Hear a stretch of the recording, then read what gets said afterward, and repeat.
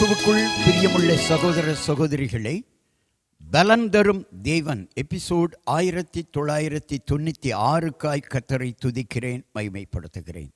இந்த நாளிலும் எரேமியா 35ஆம் அதிகாரம் 15வது வசனம், அவனவன் தந்தன் பொல்லாத வழியை விட்டு திரும்பி உங்கள் நடக்கையை சீர்படுத்துங்கள், சீர்திருத்துங்கள், அப்பொழுது உங்களுக்கும் உங்கள் பிதாக்களுக்கும் நான் கொடுத்த தேசத்திலே குடியிருப்பீர்கள்.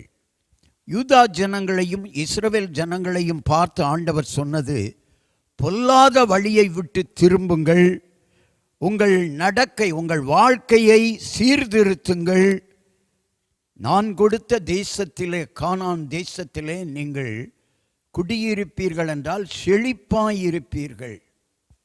உங்கள் வாழ்க்கை செழிப்பாய் இருக்க பொல்லாப்பை விட்டு திரும்புங்கள், பொல்லாத வழியை விட்டு திரும்புங்கள் என்று சொல்லி யூதா ஜனங்களுக்கும் இஸ்ரவேல் ஜனங்களுக்கும் ஆண்டவர் அறைகூவல் விடுக்கிறார்.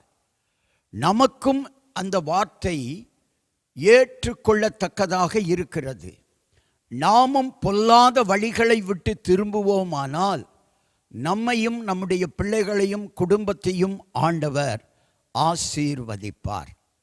செய்தியை கேட்டுக்கொண்டிருக்கிற என் அன்பு சகோதரனே சகோதரியே, பொல்லாத வழிகளை விட்டு திரும்பு, உன் வாழ்க்கையை சீர்திருத்திக்கொள், அப்பொழுது உனக்கு ஆசீர்வாதம் வரும்.